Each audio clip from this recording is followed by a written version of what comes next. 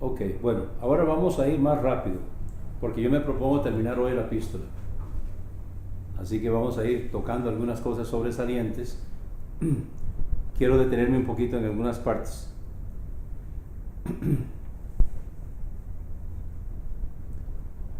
Entonces, en el 2.10 se refiere a perdonar a la persona que había sido separada de la membresía en el capítulo 1, en 1 Corintios, en la primera epístola, 1 Corintios capítulo 5,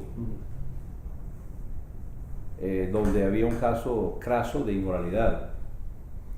Y entonces él les dijo que debían separarlo de la membresía para muerte de la carne, ¿verdad? Porque no había muerto la carne, era carnal. Ahora entonces está diciéndole que lo perdonen y que lo restituyan en la membresía. Y versículo 10, al que vosotros perdonéis, yo también.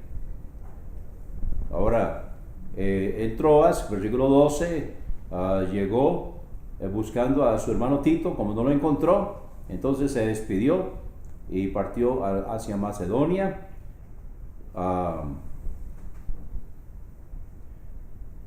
En el capítulo 3, entonces comenzamos otra vez a recomendarnos a nosotros mismos, o tenemos necesidad como algunos de cartas de recomendación para vosotros o de recomendación de vosotros. Entonces no sé quién salió ahí con eso de que hacía falta una carta.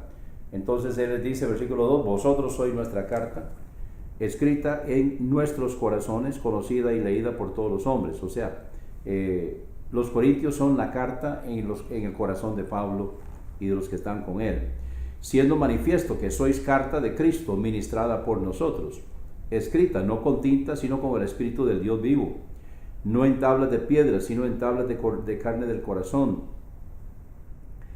En esta epístola, él trata el asunto de las tablas de piedra. ¿Cuáles son las tablas de piedra? La ley. La ley, específicamente los 10 mandamientos, que fue escrito en tablas de piedra. Fueron escritas con el dedo de Dios. Con el dedo de Dios. Entonces, no en tablas de piedra, sino en tablas de carne del corazón. Y tal confianza tenemos por medio de Cristo para con Dios. No que seamos suficientes por nosotros mismos para pensar algo como de nosotros mismos, sino que nuestra suficiencia proviene de Dios, quien asimismo nos hizo ministros suficientes de un nuevo pacto. Ahora, el nuevo pacto versus el antiguo pacto. Dice no de la letra.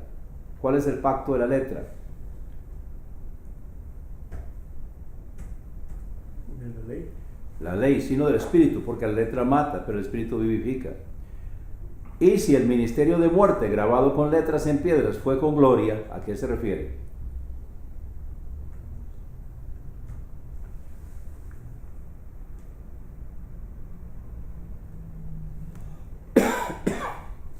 Y si el ministerio de muerte grabado con letras en piedras fue con gloria, ¿de qué está hablando? De la muerte de nuestro Señor Jesucristo. No, Señor, está hablando de la ley. Si el ministerio de muerte grabado con letras en piedras fue con gloria, tanto que los hijos de Israel no podían poner los ojos en el rostro de Moisés a causa de la gloria de su rostro, la cual se había de desvanecer, ¿cómo no será con mayor gloria el ministerio del Espíritu? ¿Recuerdan cuando Moisés bajó del monte? Su rostro brillaba. Y entonces él se puso un velo en la cara, porque no soportaban verlo a la cara. Ahora Pablo va a hablar de ese velo y lo va a usar como una ilustración para predicar lo que está predicando, enseñar lo que está enseñando. Entonces otra vez, versículo 7, si el ministerio de muerte grabado con letras en piedras fue con gloria, está hablando de la ley, tanto que los hijos de Israel no podían poner así los ojos en el rostro de Moisés a causa de la gloria de su rostro, la cual se había de desvanecer, ¿cómo no será con mayor gloria el ministerio del Espíritu? Entonces está hablando de gloria y gloria, que por cierto más abajo dice de gloria en gloria. Está hablando de la gloria de la ley versus la gloria del nuevo pacto. Porque si el ministerio de condenación fue con gloria, ¿de cuál está hablando? La ley. La ley, mucho más abundará en gloria el ministerio de justicia. Porque aún lo que fue glorioso no es glorioso en este caso por razón de la excelente gloria. ¿Cuál es la excelente gloria? Cristo. Exactamente, el nuevo pacto. Porque si lo que se desvanece tuvo gloria, mucho más será con gloria lo que permanece. Así que teniendo tal esperanza, actuamos con mucha confianza. Y no como Moisés, que ponía un velo sobre su rostro para que los hijos de Israel no pusieran los ojos en el fin de lo que había de desvanecerse. Pero los sentidos de ellos se embotaron. O sea, ellos no pudieron, viendo todo lo que sucedió. Sin embargo, no creyeron. Los sentidos de ellos se embotaron. Porque hasta el día de hoy les queda el mismo velo no descubierto en la lectura del antiguo pacto. O sea, cuando se lee la ley en el templo y en el tabernáculo, no lo entienden, todavía está el velo, no lo entienden. Así que los sentidos de ellos se embotaron, porque hasta el día de hoy les queda el mismo velo, no descubierto, en la lectura del antiguo pacto, el cual por Cristo es quitado. Pero hasta el día de hoy, cuando es leído Moisés, el velo está puesto sobre el corazón de ellos. Mas cuando se conviertan al Señor, el velo será quitado. Porque el Señor es el Espíritu, y donde está el Espíritu del Señor, ahí hay libertad. Por tanto, nosotros todos, o sea, tanto ellos como nosotros, mirando a cara descubierta, como en un espejo, la gloria del Señor, somos transformados de gloria en gloria. O sea, de la gloria pasada a la gloria presente. En su misma imagen, la imagen de Jesucristo. Porque la imagen de Jesucristo está en la ley, pero ellos no la están entendiendo. Entonces es como si hubiera el velo ahí. Entonces somos transformados de gloria en gloria en su misma imagen como por el Espíritu del Señor. Entonces entendamos que lo que está pasando es que la ley y la gracia de gloria en gloria. ¿Y quién es el que hace esto? Somos transformados de gloria en gloria en su misma imagen como por el Espíritu del Señor. Cuando nosotros aceptamos a Cristo como Salvador personal, Pedro dice que el Cristo está siendo formado en nosotros. Pablo dice que todo lo que ocurre en la vida del cristiano es para bien. Quiere decir que cuando nosotros aceptamos a Cristo, en el hombre interior se está formando la imagen interior de Jesucristo. Entonces, por eso dice en su misma imagen, en la imagen interior de Jesucristo. Eso se está reproduciendo. Pedro dice que Cristo está siendo formado en nosotros. A ese proceso, ¿cómo lo llamamos? Metamorfosis. Bueno, sí, es una metamorfosis, pero ¿cómo le llamamos al proceso? Santificación. Santificación. Ok, ¿alguna pregunta o comentario? ¿Seguimos? Que en el versículo 18 uno podría malinterpretar el hecho de que dice, si no sigue el contexto, ese de gloria en gloria como de victoria en victoria. Pero si sigue el contexto está claro de que habla acerca de esos dos contrastes entre la gloria de la ley y la gloria del nuevo pacto. Sí, yo he oído buenos sermones, pero que no están basados en la realidad. Muy bonito, solo que no es así. Eso es precisamente para lo que sirve análisis bíblico, ¿verdad? Para que aprendamos a colocarlo en su contexto. Entonces, de gloria en gloria, la gloria pasada, la gloria de la ley, versus la gloria del nuevo pacto de Cristo. Sí. Por lo cual, teniendo nosotros este ministerio, está hablando de él y el grupo, su equipo, según la misericordia que hemos alcanzado, no desmayamos. Antes bien renunciamos a las cosas ocultas y vergonzosas, no andando con astucia ni adulterando la palabra de Dios, sino por la manifestación de la verdad, recomendándonos a nosotros mismos a toda conciencia humana delante de Dios.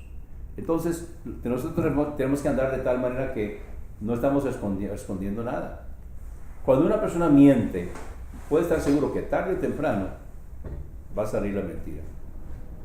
Y tarde o temprano va a tener que decir otra mentira para ocultar la primera. En cambio, la persona que anda en verdad no tiene que andar viendo a ver, ay, ¿qué fue lo que dije?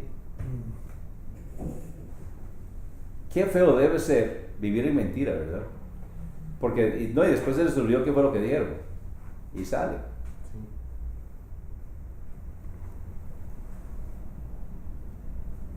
Y hay gente que miente cuando ni siquiera necesita mentir. Es simplemente la mala costumbre de mentir. Versículo 3. Pero si nuestro evangelio está aún encubierto, para los que se pierden está encubierto, entre los cuales el Dios de este siglo cegó el entendimiento de los incrédulos, los que no creen, para que no les resplandezca la luz del evangelio de la gloria de Cristo, quien es la imagen de Dios. Porque no nos predicamos a nosotros mismos, sino a Cristo Jesús el Señor, y a nosotros vuestros siervos por causa de Jesús. Porque Dios, que mandó que de las tinieblas resplandeciera la luz, es el que resplandeció en nuestros corazones para iluminación del conocimiento de la gloria de Dios en la faz de Jesucristo. Pero tenemos este tesoro. ¿De cuál tesoro está hablando? Pero tenemos este tesoro en vasos de barro. ¿De cuál tesoro está hablando? El Evangelio. Sí, bueno, específicamente el conocimiento de la gloria de Dios en la faz de Jesucristo. ¿Qué es lo que sigue inmediatamente? Entonces tenemos este tesoro. ¿Cuál tesoro? Lo que dice en el versículo anterior, el conocimiento de la gloria de Dios en la faz de Jesucristo. Entonces tenemos este tesoro en vasos de barro. ¿A qué se refiere? Nosotros. No, vasos de barro. Pero tenemos este tesoro, o sea, este conocimiento en vasos de barro. ¿A qué se refiere vasos de barro?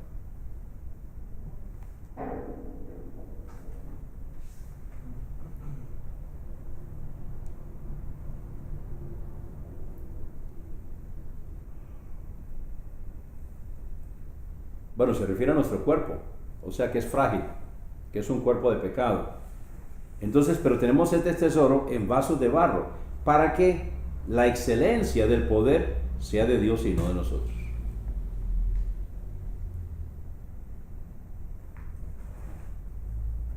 Y entonces comienza a hablar de una serie de situaciones que se ha dado en la vida de él, estando atribulados en todo, mas no angustiados, en apuros, mas no desesperados, perseguidos, mas no desamparados, abatidos, mas no destruidos, llevando siempre en el cuerpo la muerte del Señor Jesús, para que también la vida de Jesús se manifieste en nuestros cuerpos. Porque nosotros que vivimos, siempre estamos entregados a muerte por causa de Jesús, o sea, estamos expuestos, para que también la vida de Jesús se manifieste en nuestra carne mortal, o sea, la carne que va a morir. De manera que la muerte actúa en nosotros y en vosotros la vida, como resultado del testimonio. Pero teniendo el mismo espíritu de fe, conforme a lo que está escrito, creí, por lo cual hablé. Nosotros también creemos, por lo cual también hablamos. ¿De cuál espíritu está hablando aquí en el versículo 13? Pero teniendo el mismo espíritu de fe. ¿Otra palabra para espíritu de fe? El sentir, ¿no? ¿Mm? El mismo sentir. El mismo sentir. O sea, actitud. El mismo sentir, exactamente. Entonces, pero teniendo el mismo espíritu de fe, o sea, el mismo sentir, la misma actitud, conforme a lo que está escrito, que creí, por lo cual hablé, nosotros también creemos, por lo cual también hablamos. Sabiendo que el que levantó al Señor Jesús, a nosotros también nos levantará por Jesús y nos presentará con vosotros. Porque todas estas cosas padecemos por vosotros, para que abundando la gracia por medio de muchos, la acción de gracias sobreabunde para gloria de Dios. O sea, cuando nosotros pasamos situaciones y Dios suple, ¿qué pasa? Que damos gracias a Dios. Entonces, cuando nosotros compartimos nuestra situación y luego compartimos cómo Dios contestó la oración. Eso va a ser entonces en muchas Acciones de gracias. acciones de gracias. Para la gloria de Dios. Para la gloria de Dios, exactamente. Es de eso que está hablando él aquí. Entonces, versículo 15, porque todas estas cosas padecemos por vosotros, para que abundando la gracia por medio de muchos, la acción de gracias sobreabunde para gloria de Dios. Por tanto, no desmayamos. Está hablando de él y su comité, de su equipo. Antes, aunque nuestro hombre exterior se va desgastando, ya cuando uno va pasando estas situaciones y ya está el puño de años, los calendarios, entonces, aunque nuestro hombre exterior se va desgastando, el interior, no obstante, se renueva de día en día, ¿verdad? Entonces, o sea, el cuerpo físico se va cansando, se va desgastando. Vejez. La vejez, las canas, pero con el crecimiento y con el conocimiento, el hombre interior entonces va más bien madurando, va más bien creciendo, ¿verdad? Porque lo leve de nuestra tribulación momentánea produce en nosotros un sobremanera excelente y eterno peso de gloria, no mirando nosotros las cosas que se ven, sino las que no se ven, porque las cosas que se ven son temporales, pero las que no se ven son eternas. Y nosotros muchas veces nos pasamos el tiempo preocupados por lo temporal y nos despreocupamos de lo eterno. Es como la relación en la casa. Bueno, ustedes dos son solteros, pero la relación en mi casa con mi esposa, yo tengo 2 relaciones con Noemi. Ella es mi esposa, pero eso es hasta que la muerte nos separe. Pero también es mi hermana en Cristo.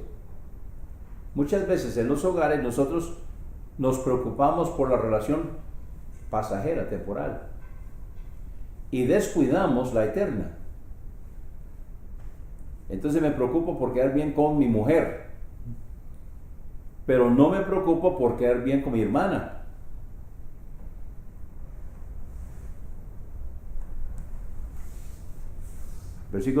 Capítulo 5. ¿Alguna pregunta, comentario? Bien. Porque sabemos que si la casa terrestre de nuestro tabernáculo se deshiciera, ¿de qué está hablando? Nuestro cuerpo. Nuestro cuerpo. La palabra tabernáculo significa morada temporal. Es una tienda de campaña, es un tabernáculo. Que por cierto, eso fue lo que se levantó en el desierto, ¿verdad? El tabernáculo en el desierto era una tienda, no era permanente, era un tabernáculo, se erigía y se bajaba y se guardaba para transporte. Porque sabemos que si la casa terrestre de nuestro tabernáculo se deshiciere, tenemos de Dios un edificio. Vean la comparación. Tabernáculo, una tienda de campaña que se levanta y se ¿verdad? Algo temporal. Pero tenemos de Dios un edificio, una casa no hecha por manos, eterna en los cielos. O sea, no hecha de manos humanas, sino con lo que el Señor nos está preparando. Y por esto también gemimos, deseando ser sobrevestidos de aquella, nuestra habitación celestial. Y cuando seamos vestidos, no seremos hallados desnudos. Quiero que vayamos un momentito, hay que ubicarse un poco con esto. Vamos a Apocalipsis. Si no me equivoco es el capítulo 19. A ver, ¿dónde está la boda del Cordero? La cena, la boda del Cordero, en el versículo 9 del capítulo 19. Exactamente. Entonces quiero que noten al principio del capítulo 19,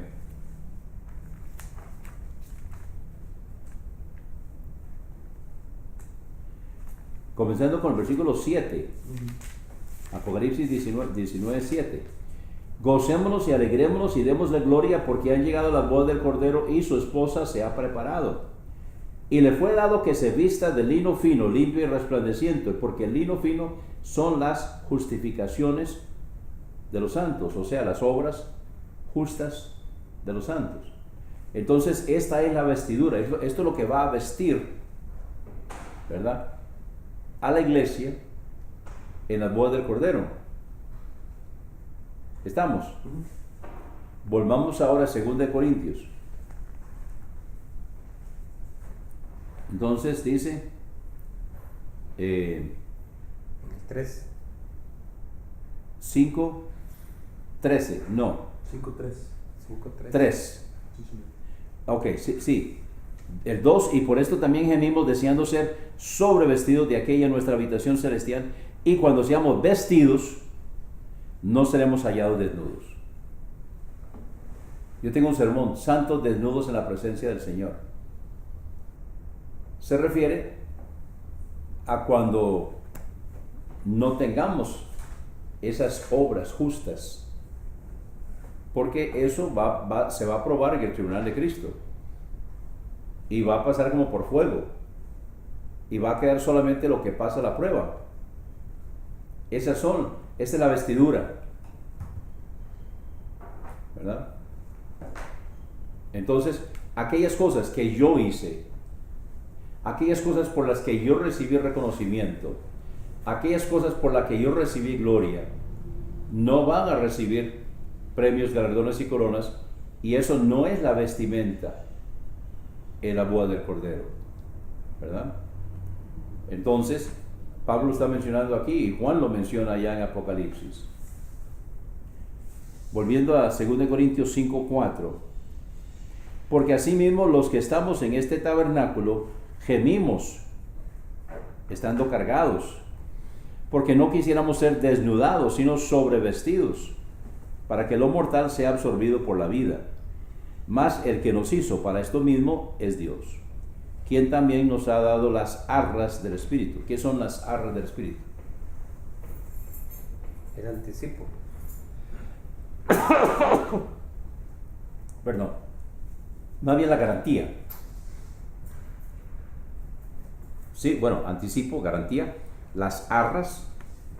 Ahora, ¿eso garantía de qué? Somos salvos. Y De la promesa. ¿ah? De la promesa. ¿Y cuál promesa? Bueno, el pago. No, Pablo no está hablando. Bueno, aquí dice Strong que en el hebreo, como se está usando ahí, dice que se refiere a, o sea, es interesante, dice que se refiere en esa época, cuando hablas ahí, se refiere a un dinero que se daba como un pago para asegurar que va a recibir el resto. Ah, bueno, perdón, está hablando de la palabra arras. Sí. Sí, correcto. Sí, es un pago. Por eso es una garantía. Sí, señor. ¿Garantía de qué? De que somos hijos de Dios. ¿Qué más? De nuestra resurrección. Ok, porque ese es el tema. El tabernáculo terrestre versus el celestial, celestial, sí. ¿verdad? Entonces, las arras es la garantía de qué? Que en la resurrección, ¿qué? Vamos a recibir un cuerpo incorruptible. Exacto. Eso es, exactamente. Entonces es de esto que viene hablando. Versículo 5, más el que nos hizo para esto mismo es Dios, quien también nos ha dado las arras del Espíritu, la garantía, ¿verdad? Es un pago anticipado, ahí está la garantía. Así que vivimos confiados siempre y sabiendo que entre tanto que estamos en el cuerpo, estamos ausentes del Señor, porque por fe andamos, no por vista.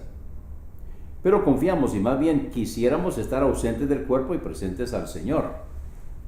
Por tanto, procuramos también, o presentes o ausentes, o sea, presentes con el Señor, ausentes del Señor, serle agradables. Si estamos ausentes es porque estamos ¿qué?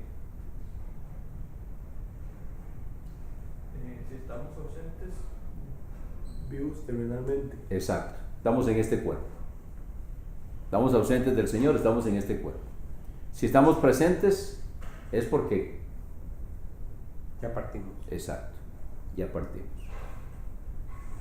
Entonces, procuramos también, o presentes o ausentes, serle agradables, porque es necesario que todos nosotros comparezcamos ante el tribunal de Cristo, para que cada uno reciba lo que haya hecho estando en su cuerpo, sea bueno o sea malo. Entonces todos vamos a pasar ahí, todos los creyentes. Ahí es donde se va a probar. Ahí se va a aplicar 1 Corintios capítulo 3, como por fuego. Y lo que permanece recibirá premios, galardones y coronas. Y lo que no, se quema. No pasa el fuego. Sí. Entonces, aquí también hay sustento como para estar seguro que el arrebatamiento se produce antes de la tribulación. ¿Por qué? Porque aquí estamos en el tribunal de Cristo.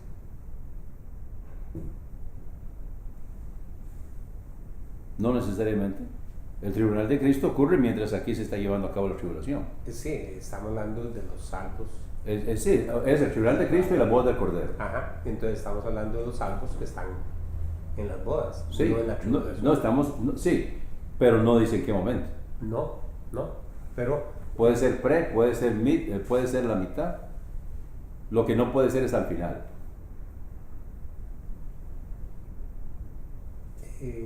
como que el tribunal es antes de las bodas.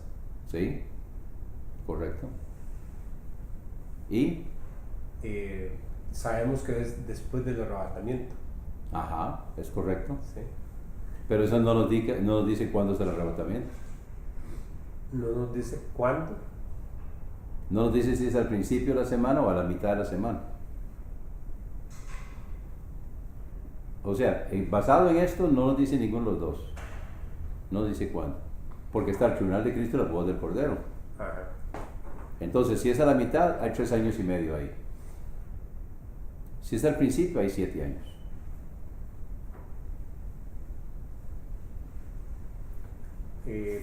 Como es de interpretación, yo tengo entendido que es en la primera fase de la gran tribulación, o sea, de los 7 años, en la primera fase que se lleva a cabo lo del tribunal de Cristo. Pero Y ajá, por eso es que es interpretación, es interpretativo. ¿verdad? Y que en la segunda parte, o sea, en los 3 años de la gran tribulación, donde se va a producir las bodas del Cordero y que van a llegar unos invitados, ¿verdad? Ajá. Pero no hay ninguna base bíblica para decir de que el tribunal de Cristo es a los primeros 3 años y medio y la boda del Cordero los últimos 3 años y medio. Posiblemente tendría que estudiarlo para ver de dónde es que estoy tomando Muy bien. la información, Ajá. porque tiene que ser una O base. sea, yo no estoy diciendo ni lo uno ni lo otro. Ajá. Lo que estoy diciendo es que yo no encuentro la base bíblica para Ajá. decir esto o aquello. Tiene que estar en Apocalipsis. O sea, la base bíblica tiene que estar en Apocalipsis. En Daniel tiene que estar la base bíblica porque son los que están dando información. Muy bien. Estoy esperando esa información. Muy bien. Seguimos. Versículo 11. Conociendo pues el temor del Señor, persuadimos a los hombres, mas a Dios somos manifiestos, y espero que también vuestras conciencias seamos manifiestos. Entonces, ok, quiero que hay muchísimo que ver aquí, pero quiero que lleguemos al capítulo 8. Lamento que no hemos podido ver esto como se lo merece, pero ustedes ya tienen la base para hacerlo, aplicando las reglas. El capítulo 8, entonces, lo que sigue es después del final del capítulo 7, donde dice, está hablando de Tito, creo. En el capítulo 7, así aquí está, el versículo 13. Entonces, termina hablando de Tito, versículo 16, por tanto me gozo de que en todo tengo confianza en vosotros. Asimismo, hermanos, capítulo 8, os hacemos saber la gracia de Dios que ha sido dada a las iglesias de Macedonia. Ok, ¿cuáles son las iglesias de Macedonia? Una de ellas es Tesalónica. En las iglesias de Macedonia estaba pasando una persecución tan feroz que ellos creían que ya había pasado el arrebatamiento y ellos no se habían ido. Algo así. Y por eso Pablo escribe las cartas a los tesalonicenses, ¿verdad? Y explicándoles, en 1 Tesalonicenses capítulo 4, por ejemplo, donde habla y les explica un poco en cuanto a esto. Así estaban, entonces esta es la situación en la que ellos estaban. Y él menciona esto aquí donde dice: os hacemos saber la gracia de Dios que ha sido dada a las iglesias de Macedonia, que en gran prueba de tribulación, por lo que ellos estaban pasando, la abundancia de su gozo y su profunda pobreza abundaron en riquezas de su generosidad. Aquí está hablando de la ofrenda para los santos en Judea, que él habló de esto, recuerden, en 1 Corintios capítulo 16. Ahora en 2 Corintios, todavía los corintios no han recogido la ofrenda. Entonces él les está escribiendo acerca de esto en la segunda carta. Y está dando como ejemplo las iglesias de Macedonia, que en gran prueba de tribulación la abundancia de su gozo y su profunda pobreza abundaron en riquezas de su generosidad. Porque conforme a sus fuerzas yo testifico, y aún más allá de sus fuerzas han dado voluntariamente, pidiéndonos con muchos ruegos que aceptáramos la dádiva y la participación en el servicio para los santos. Y no como lo esperábamos, sino que así mismo se dieron primeramente al Señor y a nosotros por la voluntad de Dios. Ahora, como consecuencia de esto, ahora sí me lo voy a brincar y le voy a explicar. Y ustedes lo pueden coger después de la grabación. Como consecuencia de esto, los hermanos de Macedonia dieron una ofrenda más allá de lo que Pablo estaba esperando.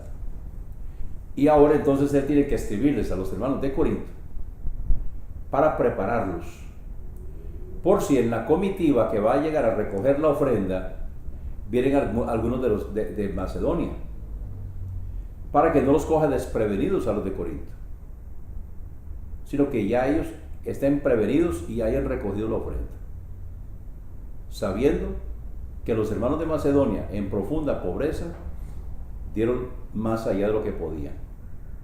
Entonces, y él ha mencionado a la iglesia de Corinto ante las otras iglesias que ellos ya habían dado una promesa de fe, pero no la habían cumplido todavía. Entonces, en base a todo eso, en el capítulo 8, él les da instrucciones en cuanto a la actitud que debe haber sobre todo esto. Y versículo 9, es muy importante, 8:9. Porque ya conocéis la gracia de nuestro Señor Jesucristo, que por causa de vosotros se hizo pobre siendo rico, para que vosotros con su pobreza fuerais enriquecidos. Entonces, dando ejemplo de Jesús, es que nosotros debemos dar la gracia de dar. Al final del capítulo 8, encontramos una base para cuando hacemos obra asociacional. En la obra asociacional nosotros nombramos mensajeros. Los mensajeros no son delegados, son mensajeros de las iglesias que enviamos a la reunión de los mensajeros de las iglesias en asociación, para que entonces se haga una reunión consultativa y se tomen acuerdos. Pero estos acuerdos no son de fuerza para las iglesias, sino que los hermanos son mensajeros y ellos vienen e informan, y cada iglesia entonces toma la decisión si quiere o no quiere y hasta qué punto quiere participar en eso que se acordó. Entonces aquí está hablando precisamente de mensajeros.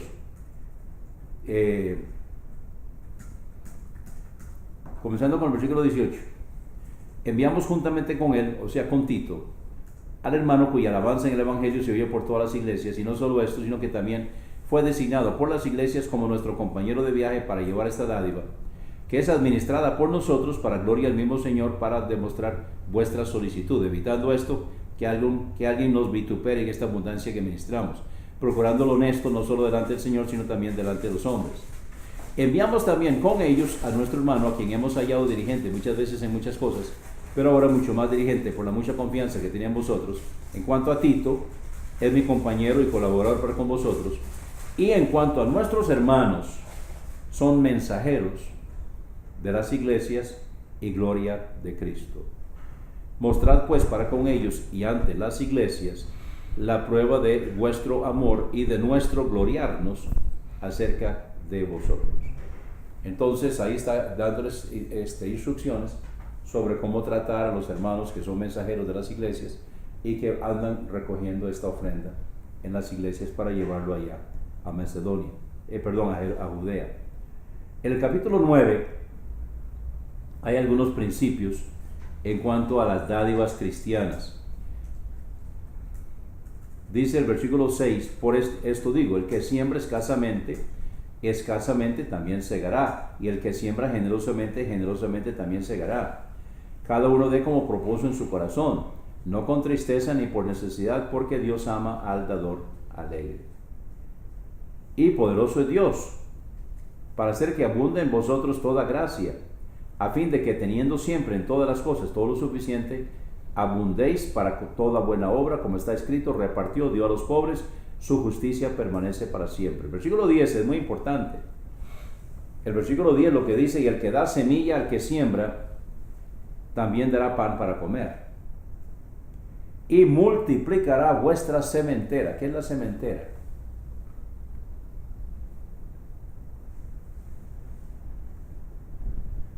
Y la semilla, ¿no? Donde se guarda la semilla. Sí. La sementera. Al decir multiplicará vuestra sementera, ¿qué es lo que quiere decir? Que multiplicará la semilla Ok, la semilla es para sembrar. Exactamente. Entonces, al multiplicar la sementera, ¿cuál va a ser el resultado? Más para sembrar. Que habrá más semilla para sembrar y habrá más fruto. Mm. Entonces, esto es lo que sucede cuando nosotros somos fieles en las dádivas. Sí. Entonces podemos sustituirlo sementera por granero. No, No. no, porque granero es donde se recoge la cosecha. La sementera es de donde está la semilla que se va a sembrar. Ajá. Que normalmente uno siempre asocia el granero donde uno deposita la cantidad de la producción. Por los eso, granos. pero de ahí come. Y de ahí se guarda para ir a sembrar, Ok, ¿verdad? están las dos. Están las dos. Ajá. Y entonces, pensando en que ese granero, esa semilla que está destinada para sembrar, se va a multiplicar, no va a hacer falta. Ajá, pero yo prefiero quedarme con sementera. Ajá. Porque granero incluye la semilla para sembrar y lo que se va a comer. Ah, bueno. Aquí lo que está diciendo es que va a multiplicar la La sementera. sementera. Ahora, aplicándolo a nosotros, entonces lo que yo entiendo que significa es que si nosotros somos fieles, Dios no solamente va a proveer para nosotros, sino que Dios va a bendecir la fuente de trabajo. Dios va a multiplicar la fuente. Si Dios nos bendice a nosotros y nosotros somos fieles, entonces Dios también va a bendecir la sementera. Ahora, esto es algo que es muy interesante y lo podemos ver si nos fijamos. ¿Les ha pasado? Llega uno a una pulpería, llega uno a una tienda y no hay nadie y de pronto se llena. ¿Saben qué es eso? Es la bendición del Hijo de Dios. Nosotros estamos bendiciendo ese lugar. El hecho de que nosotros llegamos, trajimos gente, trajimos cosas, trajimos clientes. Lo que a mí me molesta es cuando yo llego y no hay nadie, llegan los demás y me atienden a mí de último. Da ganas de decirles, ¡hey! Yo los traje a ellos. Yo los traje a ellos, yo llegué primero. Ellos vinieron por la bendición de Dios, son los hijos de Dios. Pero es cierto, ¿se ha fijado? Nosotros somos bendición, nosotros traemos bendición. Entonces, no para que nos alardeemos, ¿verdad? Pero es una realidad. Esto es lo que está hablando aquí. Entonces, a veces viene la gente y le dice, ay, oremos porque yo necesito que me saquen de aquí porque yo soy el único creyente en este lugar. Como misionero, sáqueme de aquí, soy el único creyente. No, hombre, de ahí. Sea fiel. Ahora, va a encontrar un montón de chistes vulgares un montón de cosas que depende de su actitud que van a tener de usted. ¿Lo van a ver como orgulloso o lo van a ver como una persona que está cerca de Dios? Depende de la actitud.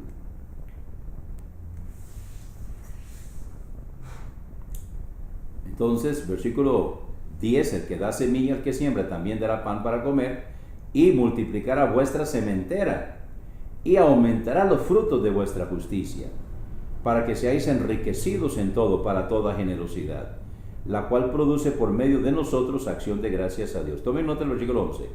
Para que seáis enriquecidos en todo. ¿Para qué?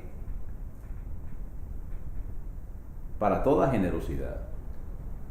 O sea, Dios quiere bendecirnos. Dios quiere, inclusive, con cuidado voy a usar la palabra, Dios quiere enriquecernos. Pero no para que seamos ricos. Aquí es donde está el problema. Dios quiere enriquecernos para que nosotros podamos ser generosos. Para que nosotros seamos un canal de bendición. Para la obra de Dios, para ayudar a otros. Entonces Dios quiere bendecirnos a nosotros para que seamos bendición para otros. El problema es que muchas veces creemos que eso es para nosotros. Ay, Dios me dio 1 millón. Qué bonito. A ver, esa pantalla cuesta 999,000. También da para eso. Entonces, vamos a hacer, Dios quiere enriquecernos, pero Dios quiere enriquecernos para que seamos bendición a otros. ¿Verdad? Para que seáis enriquecidos en todo, para toda generosidad, la cual produce por medio de nosotros acción de gracias a Dios. Porque la administración de este servicio no solamente suple lo que falta a los santos, o sea, a los hermanos de Judea, sino que también abunda en muchas acciones de gracias a Dios, que por la experiencia de esta administración glorifican a Dios por la obediencia que profesáis al Evangelio de Cristo y por la generosidad de contribuir para ellos y para todos. La oración de ellos por vosotros os quieren a causa de la eminente gracia de Dios en vosotros. Gracias a Dios por su don inefable. ¿Cómo esto resulta en bien y en bendición para todos? Lo importante que podamos entender es que nosotros al dar no nos quedamos sin lo que damos. Cuando nosotros damos con la actitud correcta, entonces Dios se encarga de que nosotros no nos quedemos sin eso. Bien.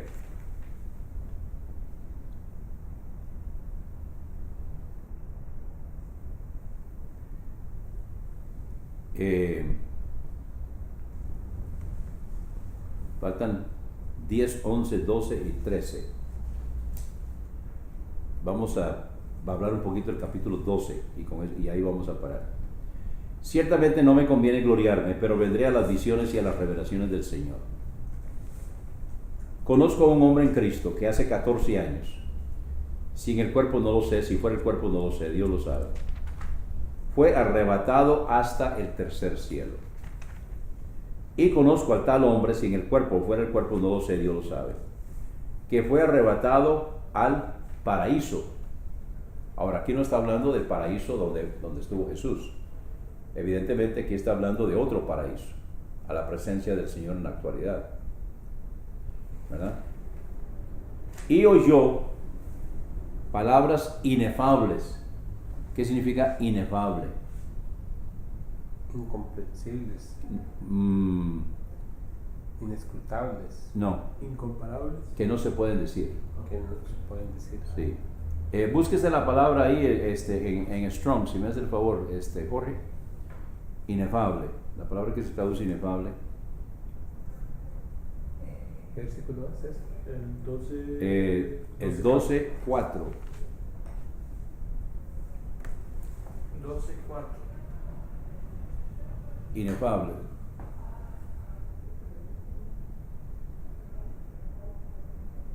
Inexpresables. Que no se pueden hablar. Ajá, exactamente. Que no se pueden hablar. Inefable, que no se puede hablar. Entonces, ¿qué al hombre no le he dado a expresar? O sea, él oyó palabras, él oyó él oyó cosas que no les puede repetir. Se quedaron con él. De tal hombre me gloriaré, pero de mí mismo, o sea, de Pablo en la carne, no me gloriaré sino en mis debilidades. Por lo cual, si quisiera gloriarme, no sería insensato, porque diría la verdad, pero lo dejo para que nadie piense de mí más de lo que en mí ve u oye de mí. Y aquí está muy importante, con esto ya casi vamos terminando. Y para que por la grandeza de las revelaciones no me enaltezca sobremanera, me fue dado un aguijón en mi carne, un mensajero de Satanás que me abofetee, para que no me enaltezca sobremanera. Entonces, ¿cuál fue el propósito del aguijón en la carne de Pablo? Para que no se gloríe, que no pudiera pronunciar las palabras. No, que no se enorgulleciera, que no se creciera, ¿verdad? Dice, y para que por la grandeza de las revelaciones no me enaltezca sobremanera, no me crezca. ¿Cómo dice ahí? Exaltarse desmedidamente. Ok. Entonces, el aguijón en la carne fue para mantenerlo humilde. Una de las principales ruinas que hay en el ministerio es, bueno, son tres. ¿Quién me puede decir cuáles son las tres ruinas? Faldas. Fama y fortuna. Exacto. Faldas, fama y fortuna.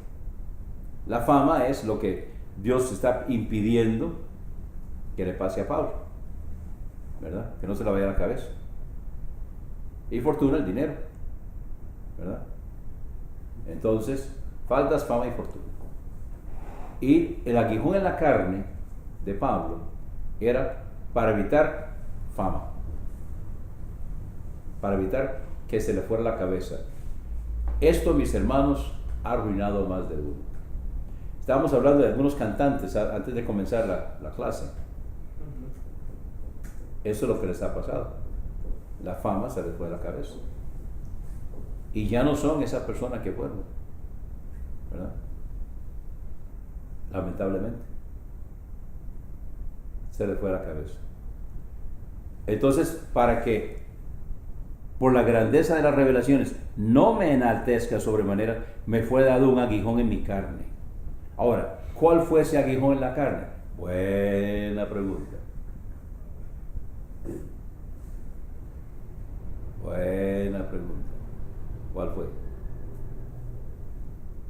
Algunos han dicho que era la visión, que tenía problemas con la vista, ¿verdad? Otros han dicho que era tartamudo, que no era elocuente para hablar. Su conocimiento era elocuente, pero no a la hora de expresarlo. En fin, la verdad es, no se sabe. Yo, hermano, cuando leía esto, siempre tuve como lo que le sucedía a Pablo era quizás que lo abofeteaba, porque dice ahí que me abofetee, ¿verdad? Me fue dado un aguijón en mi carne, un mensajero de Satanás que me abofetee. Entonces, cada vez que él quería decir algo que no tenía que decir, como ese secreto de esas palabras inefables, venía y lo abofeteaba y lo callaba. Digamos, eso era lo que yo interpretaba, lo que, digamos, al leer el pasaje, ese era lo que me decía, eso es lo que le está pasando a Pablo. Bueno, para que no me enaltezca sobremanera. Acerca de esto, versículo 8, 3 veces he rogado al Señor que lo quite de mí.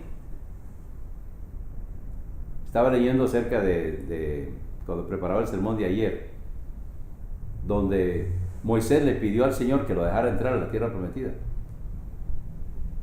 Y el Señor le contestó, no me hable más de ese asunto. Está decidido, usted no entra. Nada más vea. Pero le dijo así, no me hable más de ese asunto. Está en Deuteronomio. Entonces aquí el Señor le contesta, versículo 9, bástate mi gracia, porque mi poder se perfecciona en la debilidad. Esto es el Señor hablándole a Pablo. Bástate mi gracia, porque mi poder se perfecciona en la debilidad. Ahora comienza entonces a hablar Pablo. Por tanto, de buena gana me gloriaré más bien en mis debilidades, para que habite en mí el poder de Cristo. Por lo cual me gozo en las debilidades, en las afrentas, en las necesidades, en las persecuciones, en las angustias por Cristo, porque cuando soy débil, entonces soy fuerte. Hermanos, ese es el secreto del éxito de Pablo. El Señor lo mantuvo ahí para que pudiera ser fuerte, confiando en el Señor. Y eso es lo que nosotros necesitamos mantener.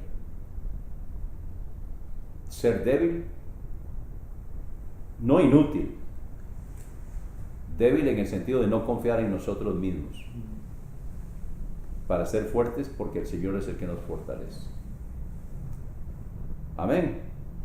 Bueno, ya no metí todo lo que quería meter. Ustedes ya tienen las herramientas necesarias para examinarlo y terminar, porque ahora, después del refrigerio, les voy a mostrar todo mi amor.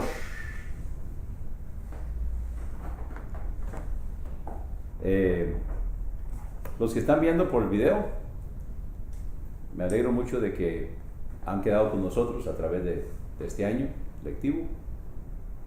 Los invito para que continúen el próximo año, inviten a otros para que se nos unan y que podamos continuar adelante. Me alegro mucho de que han podido aprovechar este medio para poder estudiar sin tener que venir aquí a la clase, a las aulas, que para muchos de ustedes sería imposible. Dios los bendiga, seguimos adelante. El año entrante nos vemos de nuevo, si Dios lo permite. Hasta luego.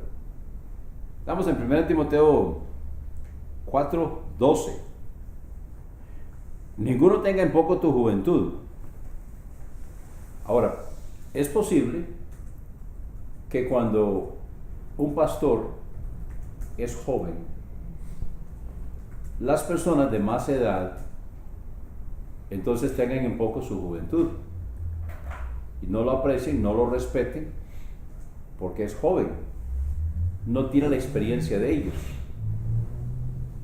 Por eso Pablo le dice a Timoteo, ninguno tenga en poco tu juventud. O sea, no permita que lo vean a usted como menos porque es joven. Pero ¿cómo va a lograr eso? Aquí está la respuesta. La forma que lo va a lograr es, sino, sé ejemplo. Entonces, con toda humildad, con toda mansedumbre, ser un ejemplo, ¿verdad? Entonces, sé ejemplo de los creyentes, en palabra, en conducta, en amor, en espíritu, que es actitud, en fe, en pureza. Entonces, eres joven, pero si eres un ejemplo de los viejos, si eres un ejemplo para todos, entonces lo van a aprender a respetar. Me estaba contando alguien un día de estos, de que fue a buscar trabajo, y se maravilló que el joven tenía 25 años, que el jefe tenía 25 años. Y me contó de que todos eran jóvenes, ¿verdad? Entonces, en las iglesias hay pastores jóvenes. Y bueno, qué bueno que hay pastores jóvenes, porque el problema es cuando solo hay pastores viejos, ¿verdad? Porque el pastor viejo tiene mucha experiencia y mucho conocimiento, pero de menos se va. Algunos pastores se jubilan, yo no me pienso jubilar. Yo pienso llegar hasta donde la salud me permita, no hasta la edad. Yo no pienso en la edad. Papi decía que él pensaba quedar con las botas puestas. Ahora, papi no pensaba morir. Porque papi lo que decía es que él estaba esperando al levantador, no al sepultador. Igual que Pablo. Pablo creía que el Señor volvía antes de que él muriera. Entonces, bueno, qué lindo. Pero si no, entonces cuando yo me vaya, que sea con las botas puestas. Hasta donde el Señor lo permita, ¿no? Porque ahí si se me va la mente, que Dios quiera que no, o se me va la fuerza, entonces ya no podría. Pero Dios quiera que no. Por lo tanto, ninguno tenga en poco tu juventud, sino sé ejemplo. Y con este pensamiento debemos quedar, ya seamos jóvenes o seamos viejos. Ser un ejemplo. Si nosotros somos un ejemplo, si nuestra vida, nuestra calidad de vida, nuestro estilo de vida es digno de ser imitado, entonces, más bien los que nos critican, los demás los van a tranquilizar. Porque nosotros tenemos la actitud correcta y por eso dice, ninguno tenga en poco tu juventud, sino, esta es la conjunción adversativa fuerte, 180 grados, sino, sé ejemplo de los creyentes en palabra, en conducta, en amor, en espíritu, en fe, en pureza. ¿De acuerdo?